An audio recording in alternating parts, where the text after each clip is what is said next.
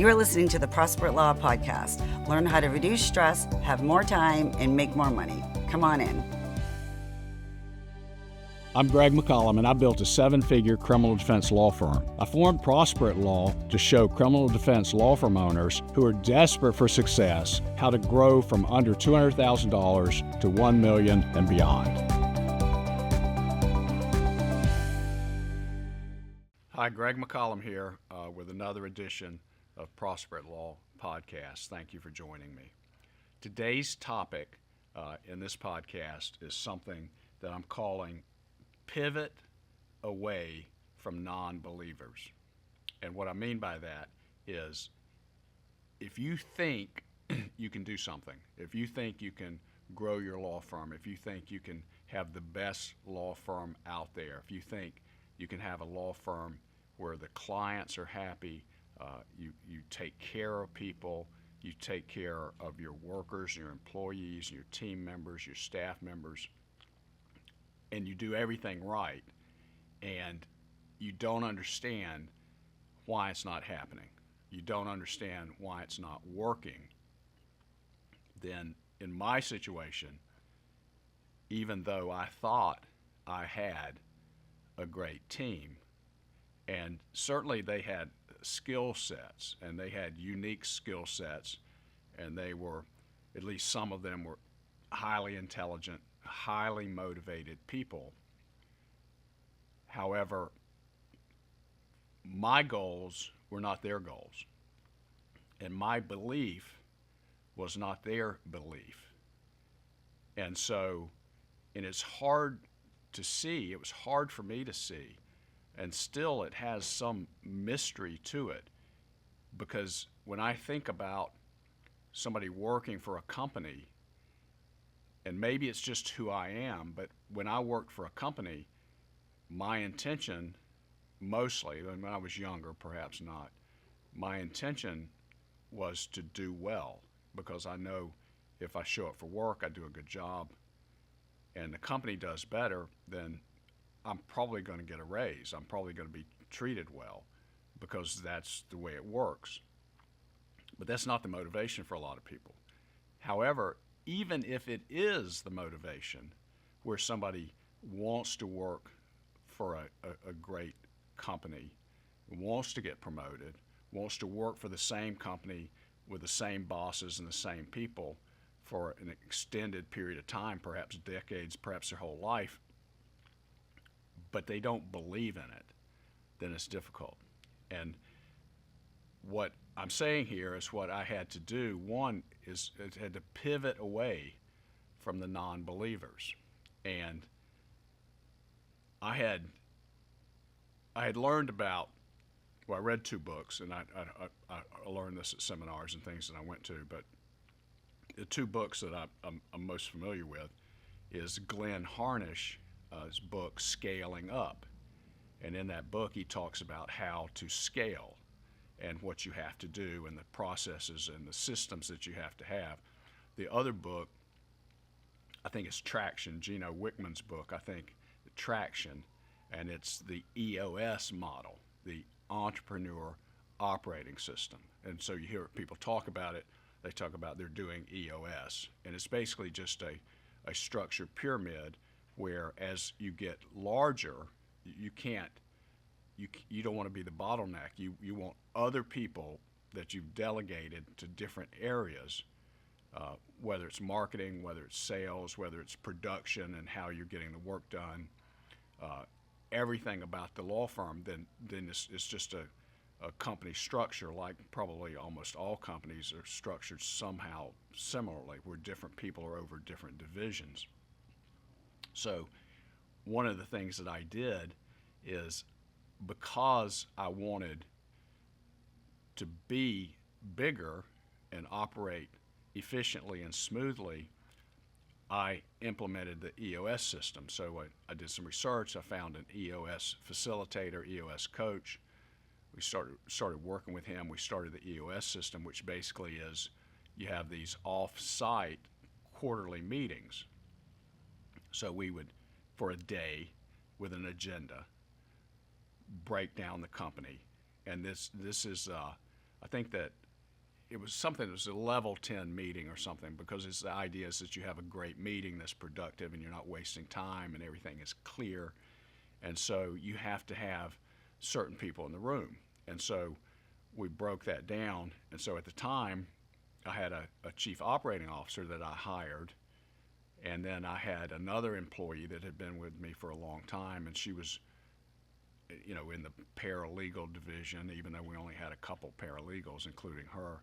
And then the lawyer in terms of the litigation and getting the work done. So I have to have people in these seats.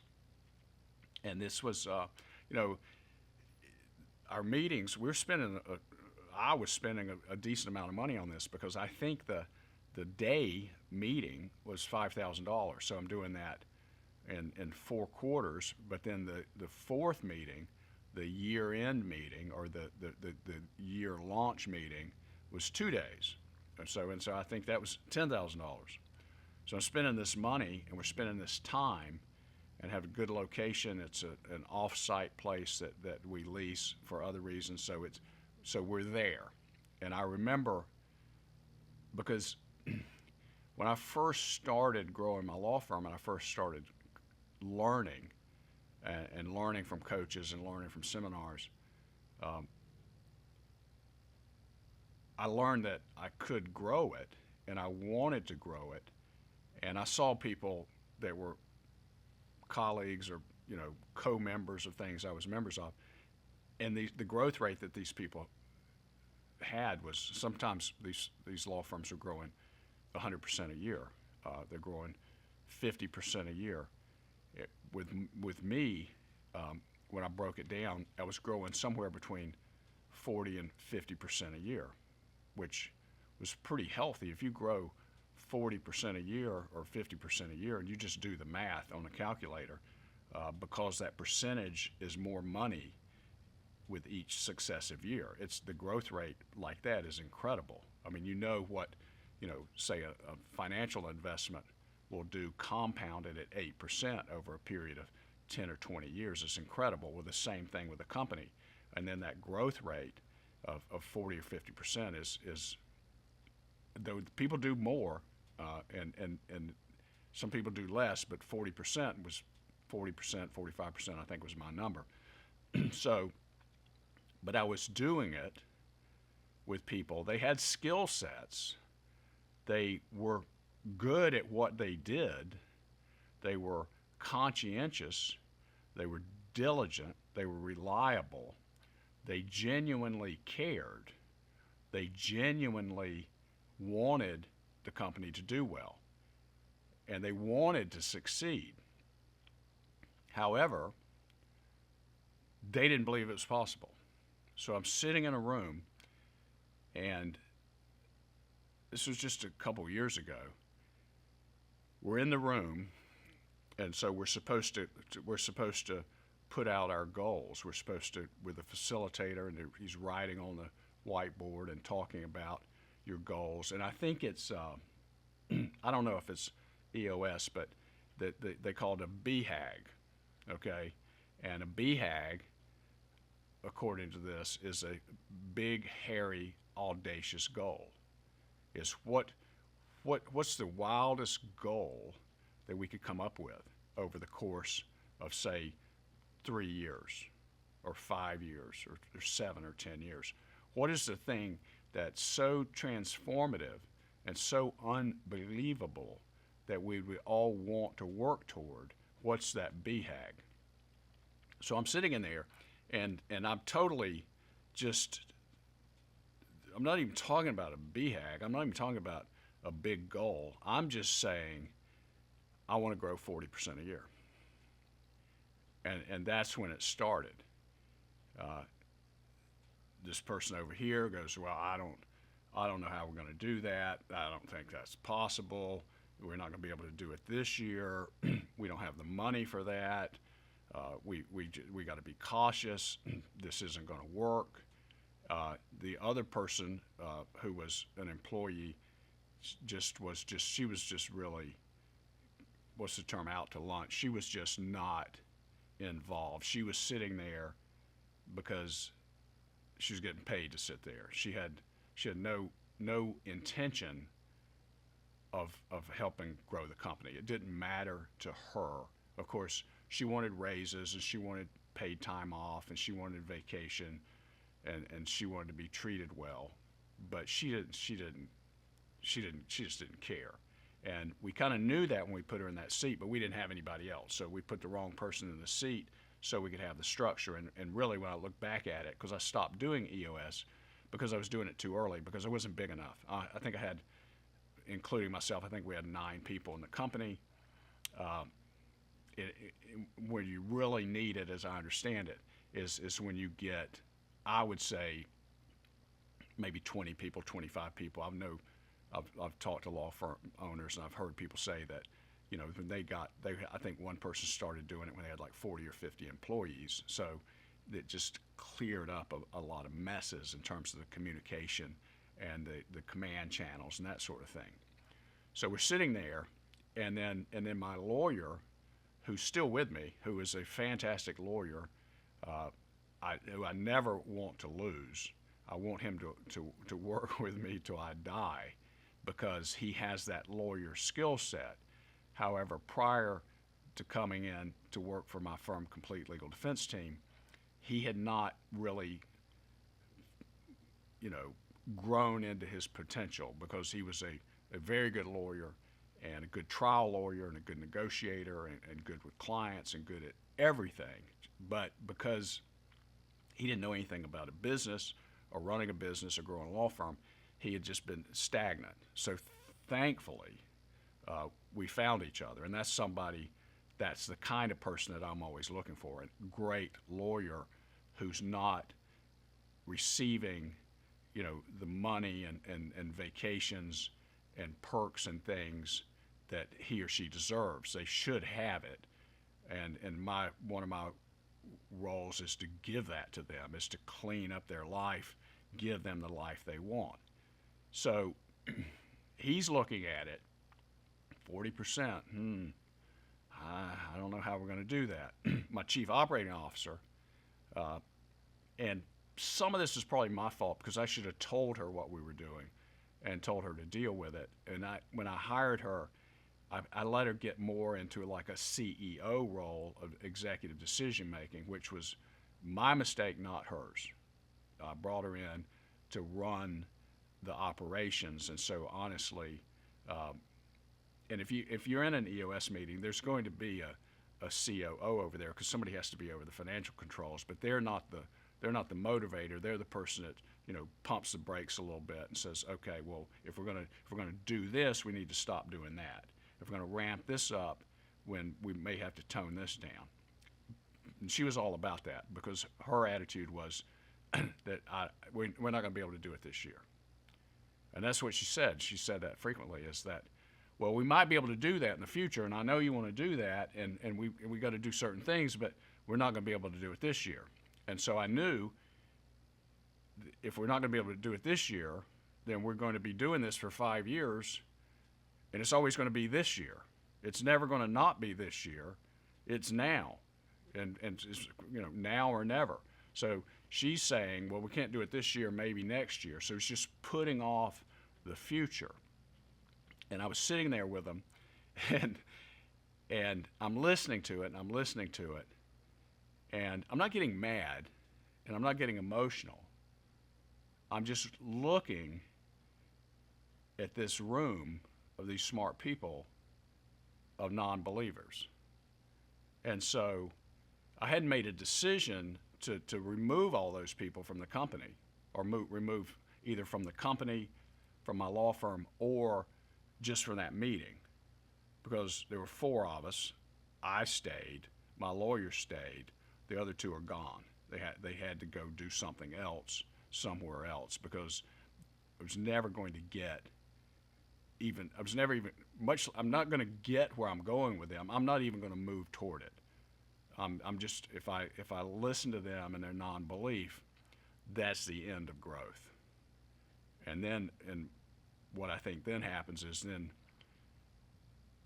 you're either growing or you're dying, or that sounds morbid, but you're either getting better or you're getting worse.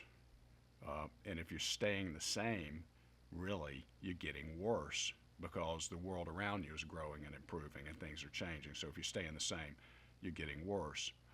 And then eventually, you get that momentum, because there's momentum. There's momentum of growing and doing better, and then there's momentum of doing worse. So I wasn't mad. I wasn't angry. And I didn't raise my voice. I didn't do anything. But at some point, I looked at him. I said, well, everyone says this isn't possible. I know it is possible because I know people who are doing it. A lot of people that I've been in contact with are doing this and beyond. I also know I can do it, and we can do it, because over the last, whatever it was, 6 or 7 years, my law firm grew at the worst numbers 40% a year. So I know it can be done because other people are doing it. I know it can be done because I've done it. And then I looked at them and I said, it can be done. I'm just not sure it can be done with the people in this room. And they just kind of all looked at me with that blank stare. So after that, I made the decision that I had to replace my chief operating officer. We were lifelong friends. I have the highest respect for her. I still talk to her. I did everything I could to give her a soft landing. I came up with a 3-month paid severance package. She had a company car that I had leased for her, and so I let her use the company car for the rest of the year, like another 6 or 7 months. Other things, like I think she had a computer like this it was a company computer. She had an iPhone. So all these things, I said, well, you keep all these, but this is your end date, and you can work through that 3-month period, or you can leave today. You can walk out of here today. I'm still going to pay you that. So, and she's landed on her feet. She's terrific, and I love her. I still talk to her, and I was just texting with her, this week. And she's somebody who's a very dynamic, terrific person, and she should be a good fit for somebody somewhere. But she was a non-believer. And it's worse when you have talent and you have education and have experience and you're a non-believer, because then you have more credibility. So that's the last thing that I needed to hear. The other employee was somebody that I should have terminated probably years ago. Probably should have never hired her. I let another D employee, not an A, not a B, not a C, not an F, but a D employee who has their own agenda, which is hard to spot. I let her talk me into hiring this person. So this woman, she just had to go. She had to go somewhere else and do something else. And then my lawyer, who I love and trust and respect, I just got him out of the room. So now who's left in the room? At this stage, my law firm, I have under 10 employees, and so I don't have a lot of issues in terms of communication and people doing things. It's small enough that I can see it and manage it with my office manager, who's terrific. So I don't need it yet, but I'm going to need it. And so EOS didn't fail me. What failed is the people in the room. And this is so hard to see. It was so hard for me to see. And the idea of people working against you or going off and doing something else is still hard for me to see. And I understand the examples, like if you look at like people rowing, on those things, what's it called, sculling or whatever, and so they're out on some calm body of water, and you have the narrow boat, and they've got the person calling the strokes or whatever they do, and then they're rowing, and they're all rowing in perfect synchronicity, and the boat is moving quickly, and it's a race or whatever. I get that. It's easy to see that. If one of those people was rowing the wrong way or missing the stroke because there's paddles dragging in the water and the boat's turning, it's easy to see in that example. for a company, certainly my law firm, I can't see that, okay? And to this day, I don't know what they're doing wrong or what they're not doing or if it's intentional or accidental, but it's so hard to see that. But just because I can't see it doesn't mean it's not happening. And it was happening, and it does happen. And I always thought I had good people. I would tell you, yeah, I got A players. My people are terrific. But they're not. They're not terrific. But even if they are terrific, if they don't believe in it, it's not going to work. And so when I pivoted, and EOS is something I believed in doing, and I still believe in it, and I'll go back to it when the time is right. I just had to stop. I just said, this is a waste of time. This is a complete waste of time for us to go meet and talk about what we can't achieve and what we cannot do. And nobody's life is going to improve. Nobody's going to make more money. Nobody's going to get more time off. Nobody's going to get more perks because you have to fund it. And so, they're killing their own, future betterment. And they don't understand that, and they don't know that. So in that day, after I said that it can be done. I know it can be done. I know people are doing it. I've done it. I just don't think it can be done, or I don't know if it can be done with people in this room. I don't think we ever even finished the meeting. I think it was just a waste of time. And so we sat around, we talked about some small talk, maybe we ate our lunch, I can't remember. And I, said, all right, I think that probably we just kind of end the meeting earlier. And then later I thought about, well, I'm not going to do it again. It's stupid. It's just a stupid waste of time and money to do this. Once I got those people out of the room, and I would literally have a meeting with myself, I still do that. I have a lot of meetings with myself where I go through things, and I reach out to other people. I know successful law firm owners. I know law firm coaches. I know people that are successful in business.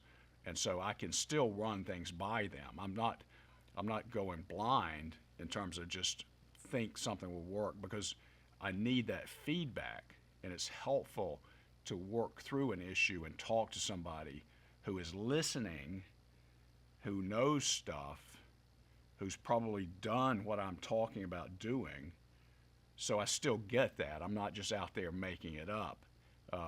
But once I started doing that, what happens? Then all of a sudden, growth starts. It's like planting seeds or something. I already had a couple of A players. I got some more, which was just more happenstance, and I got lucky. And then I started seeing it, and all of a sudden, we start hitting our goals. We start growing again. We start moving into the future. And it was the people. It wasn't the system. I'd worked a long time on my systems, and I couldn't understand. Why is this not working? I did what I was supposed to do. Why is it not working? Why are we stagnant? I had, if you know this thing where you write down something, you write down a goal, and you put it on a piece of paper or whatever, and it's tactile, and you have it, and it's always with you, and it's always in your brain. And so I had this, and I had stuck it in my wallet, and the goal was, $1.5 million. That was the goal. I wrote that down. I don't know, 4 or 5 years ago. I can't remember. It's old and faded, and I carried that around. But then I got stuck, and we were just stagnant. We do the end of the year, we did the same thing we did the year before. Maybe we went up a little bit, but we weren't growing. Once I replaced the people with people who believe, and once I put in certain things in terms of incentives and just things I thought was a good idea, it started working. So for, say, 4 years, I was right, but I wasn't doing what I believed I should do because I was letting other people talk me out of it. One of the things that I wanted to do for years is I read, I can't remember the name of it, but I think Sherry Deutschmann's book, where she built this $40-50 million basically medical letter writing company or something. I don't even know what the business is. But she had this system that she set up that I always wanted to do, which was you take monthly profit, your revenue, so what's your monthly profit, and give people a bonus and just give them 10% of that, but share it equally. So the least paid employee and the highest paid employee, everybody gets the same amount. So after this, I implemented that, and we've got our number, on the whiteboard, and that's the goal. And the people working for me now are working toward that goal, and then the number changes daily. When I walk through my office, I can see where we are at. And the most amazing thing is that how we consistently meet or exceed that goal. And this is something I wanted to do for 4 or 5 years. And I thought it was possible. But to see that happen and see people who want to do that and make that happen, and it means something to them, and they get paid again. They get some money. And like I just asked my bookkeeper just this week, I said, what's it look like? And she says, we got a good profit. They're going to get a good check, and everybody will be very excited about that because they literally earned that. The other thing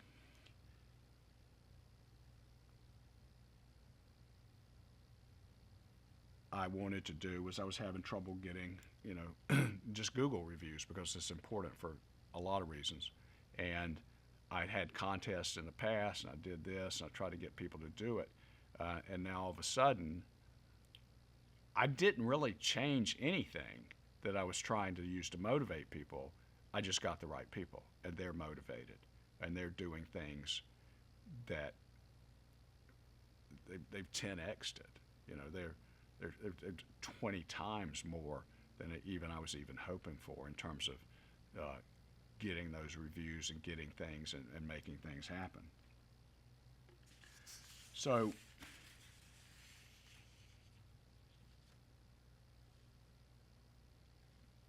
another thing too, just briefly, is that one of the things I've learned and I'm learning is slowing down. Slower is clearer, so you can see what's going on. If you can get away from things, slower is calmer. Slower is faster. Taking time to have perspective and see things. The slower I go mentally, the faster we move. And that's a concept that I'm just really kind of been awakened to here recently. So if you look at this, just to wrap it up, who's holding you back and stopping you? Why do you let them stop you? Do you trust your own judgment and what you're capable of doing or not? Because if you know that you can do it, or you believe you can do it, you can do it. Who's holding you back? Who's stopping you? Think about who on your team is stopping you. Think about who on your team is a non-believer, and think about whether or not for you and your success and your happiness and your growth, do you need to pivot? Do you need to pivot? So take a look at that. Thank you for joining me. Until next time, Greg McCollum on Prosper at Law podcast. If you want to know more, go to prosperatlaw.com. We show criminal defense law firm owners how to reduce stress, have more free time, and make more money. Thanks for listening.